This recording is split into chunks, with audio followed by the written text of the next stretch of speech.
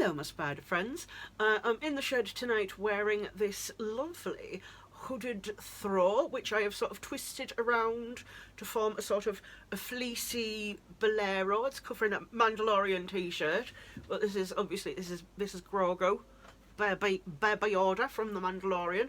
This was Primark, £14. I've just realised I am not scented, so I think that's because my cat came into the shed to complain that I was in the shed and that she wanted attention, and she's currently sat staring at me. So, the other night, sat and watched Venom, Let There Be Carnage with my friend, and I sort of need to preface the video with saying, like, I'm a lifelong Spider-Man fan, like, lifelong, and I'm nearly a middle-aged person now, and like, Carnage is one of my favourite characters. So you would think that I'd be like, oh my god, let there be Carnage, I'm so excited. No. I never had, excuse me, I never had high expectations for this movie. I didn't even have medium expectations for this movie. In fact, I think I had very, very low expectations of this movie. So what happened was I actually enjoyed the movie, because when they cast Woody Harrelson as Cletus Cassidy, I was like, this will never be good. There's never going to be a good version of Carnage with this casting. And I was correct. My friend asked, like, why didn't you like, what was it? And I was like, well, it's like casting, and this is the best equivalency I can give to you if you're not familiar with the comic version of Carnage, right?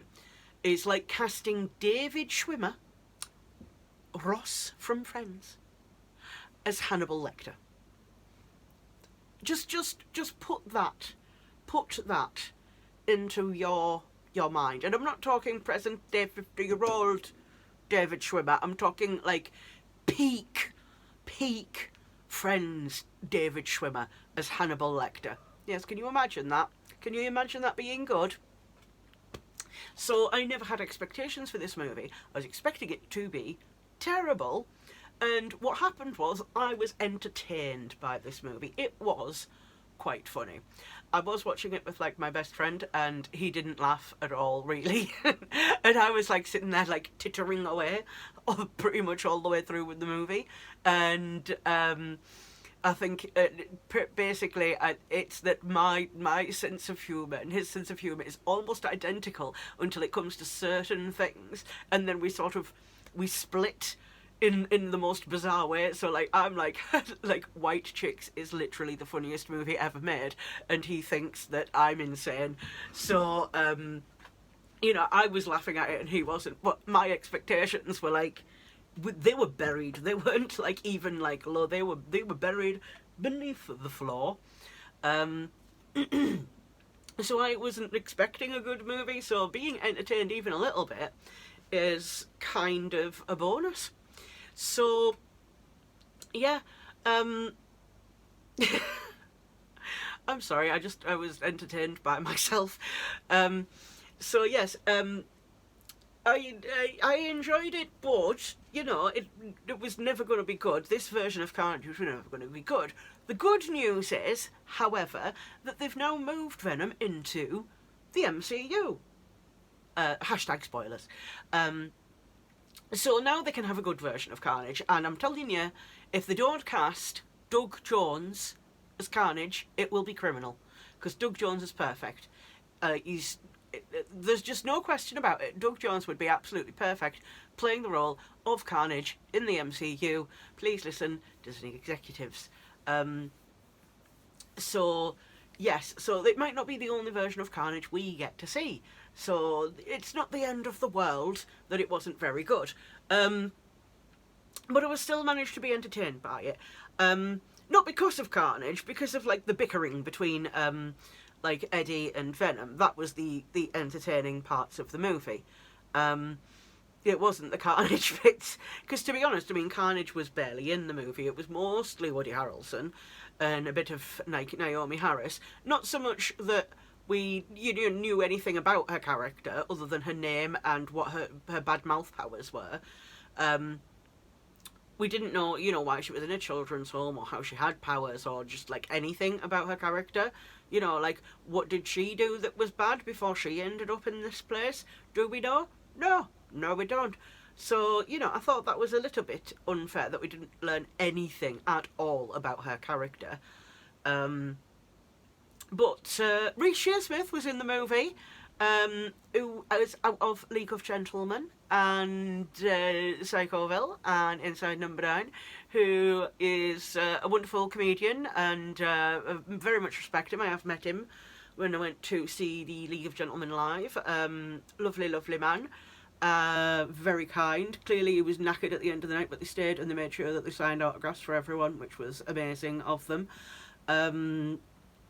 So yes, he was in the movie because he was in a different movie with Andy Serkis, who was the director. They were in a movie together called The Cottage. And if you haven't seen The Cottage and you like horror movies, I highly, highly, highly recommend The Cottage. If you like horror movies and if you like sort of dark humour as well, it's an extremely entertaining British horror movie. Yes, please go watch The Cottage. So he was in the movie. That was a surprise. We didn't know about that. We were like, it's Reece! What's a British person doing in this? Oh wait, he's one of 27 other British people in this movie, including Tom Hardy and Naomi Harris and Stephen Graham. Like there was a significant amount of British people in the movie this time. So yes, the fight scenes were a big CGI fight scenes. It's now we've not seen before. Like we've seen this stuff in just about every other like superhero movie going. It's the second one, so the superhero loses his powers temporarily, and there's a big a CGI fight scene, and it's not an unentertaining fight scene. I was a bit like, oh no, he's getting stabbed. And, like, I felt very sorry for poor Shriek getting kicked in the chest. Like, what did she do, really? She didn't really do anything, and she still ended up getting crushed to death by a bell, Cersei Lannister style. I felt dirty there, referencing that which is dead to me. So yeah, altogether too little of Naomi Harris and her character, and also too little of Carnage, whose name is on the movie, not Cletus. Like no one's coming there to watch Woody Harrelson bumble around in a extremely distracting wig. I mean, some people might be, but certainly not me.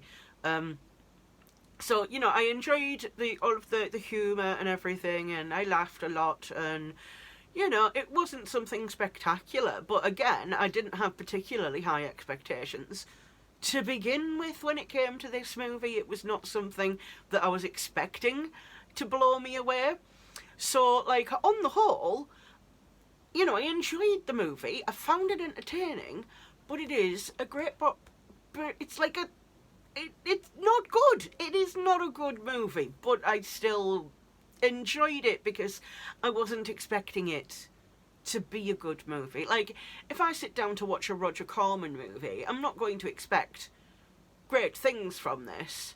Like, I'm gonna be like, I'm gonna see, some cardboard dinosaurs and some actors playing 3 roles, but one with a mustache. That's sort of, like, I was going like, they've cast Woody Harrelson, it's terrible, they can't get out of it, they've got to go with it, they're going to do the best, and then they're going to have another go once he's in the MCU. So, like, I'm just going to wait and see what the actual, like, Venom versus Carnage ends up being in the MCU, when they can, cast somebody who's actually right for the role. I don't know what more I can say, to be honest, about it.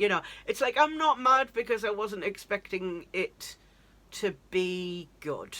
So I think if like me you can enjoy it on that level, you would enjoy the movie. Um, yeah. So suggestions for improvement in the future: more actual Carnage, please and thank you. No, please go away. Come here then. Come here then. If you're going to complain, come here. No. So, yes, where was I? Telling off a cat. Yes, Carnage. Haha. Just, oh.